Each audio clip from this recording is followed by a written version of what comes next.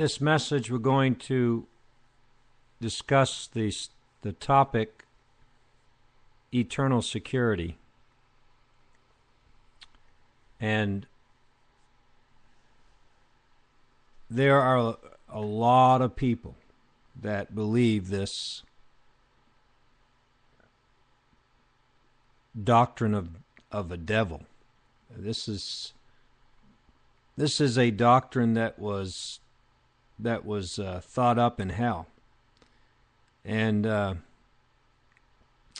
it makes me wonder how that people like John MacArthur and other ministers that can have such a sound teaching in most of their teaching, and yet be so far out in left field when it comes to this teaching, eternal security. There are so many scriptures in the Bible to support the fact that once you get saved, that you can easily, if you're not careful, if you're not living right, if you're not staying repentive, that you could fall away. And that you, now I said easily, but really actually it's not easy. If you're gonna lose your salvation, you got to really work hard at it. But to say that you can't lose your salvation, I mean, there's people today, Baptist ministers, that are teaching their people that no matter what you do, you still got to go to heaven. And what they do is they teach people that you'll lose your reward, but you're still going to be saved.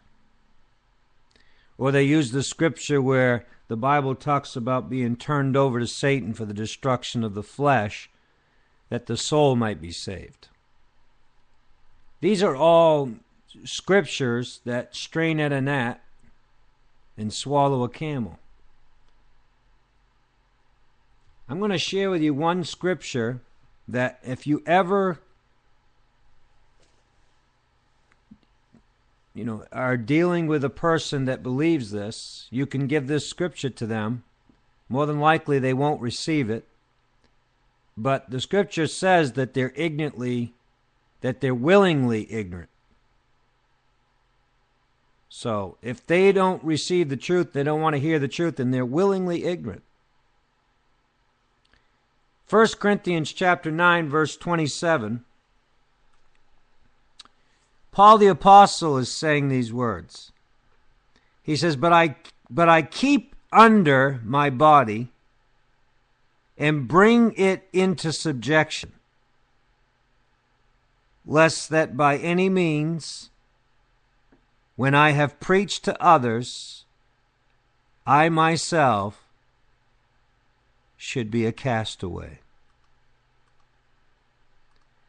Now, listen to the original Greek for this word castaway. It means to be unapproved. It means to be rejected, worthless, reprobate. Now, when you hear the word rejected, does that sound like it's just the opposite of accepted? And Paul is saying, after I've preached to others, I myself should be a castaway. Paul is helping us understand how serious it is to keep under your body and to bring it into subjection. When Peter asked Jesus, are there few that be saved? Jesus said, strive to enter the straight gate. Few there would be that would find the narrow gate that leads to life. He didn't say it was going to be easy. He said, strive. There are so many scriptures in the Bible that support or that are totally, completely contrary and against this teaching of once saved, always saved, eternal security. But you know what's amazing is there's not one scripture in the Bible, not one, that supports eternal security. Only if they take it out of context. Not one scripture. Not one. It's completely against God's character. It's completely against God's nature. There are people today, ministers teaching people, that even if you continue to sin, even if you murder somebody, you still got to go to heaven. Can you see God hauling a bunch of rebellious, stubborn people that don't want to go to heaven into his kingdom? Now, it does say the Spirit draws, and it does mean to drag. But you're talking about someone that doesn't want to go. Now, we read in the Old Testament scriptures, the Spirit of the Lord would not always strive with man because he's also flesh. That's where we are right now. The Spirit of God is drawing, dragging, because our flesh doesn't want to go.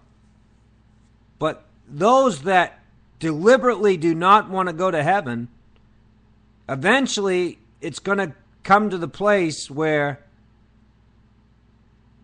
they're going to be left out. God is dealing. God is drawing. God is dragging. God is doing everything on his part he could possibly do to get you into his kingdom. But if you're just bent on not wanting to go there, you don't want to go to heaven. Now, what happens when people want the world and they want God too? I shared that message with you the other day about how that Jesus has got one half and the devil's got the other half, and you're being torn in the middle. It's going to tear you apart. It's going to destroy you.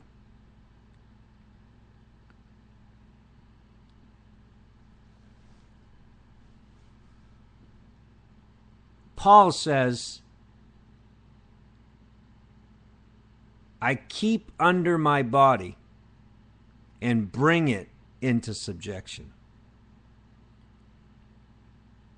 That doesn't sound like a walk in the park to me. That doesn't sound like you're just going to float into heaven. Listen to what it says here. I keep under my body and bring it into subjection, lest by any means, when I have preached to others, I myself should be a castaway, rejected, unworthy, worthless. Paul must have understood something about God to make that statement, right? Just before that, he's talking about striving. Listen to what he's, and it's amazing because this is, I didn't even know this, but this is in the same context of where Paul is talking about running a race.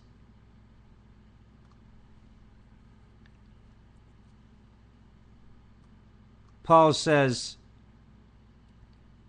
and every man that striveth for the mastery, to struggle for a prize, is temperate. He exercises restraint in all things.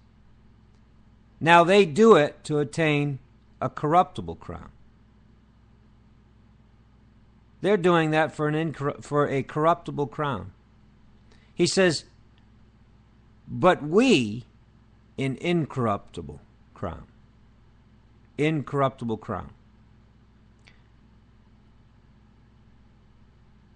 They do it for a corruptible crown.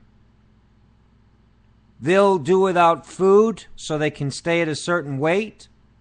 They will give up time with friends, time with doing pleasurable things so that they can train, so they can be winners. We don't really understand, folks, all the sacrifice that goes into some of these athletes to make them winners. Now, we know it just recently came out that one of these athletes was using steroids. And more of this will probably come out in the future. But for those that don't use steroids and they pay the price and they do the training and they become winners. And Paul says they're doing it for a corruptible crown. He says, I'm doing it for an incorruptible crown. We're doing this for an incorruptible crown. Listen to what he goes on to say. I therefore so run, not as uncertainly, so fight I, not as one that beateth the air,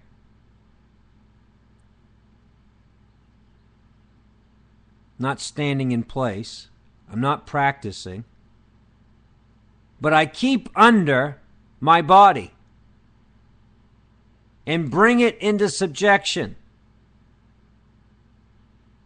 Bring it into subjection. Paul is telling us if you're going to be a winner, you got to be disciplined. You got to be disciplined. If you're going to be a winner, you got to exercise restraint. You've got to exercise discipline. You've got to be willing to sacrifice. You've got to be willing to pay the price. If you're going to be a winner, it's going to cost you something. This idea today that people can just go to heaven any way they are and just continue in their sins and they still go into heaven. That's not what Paul was teaching. It's not what Paul was teaching.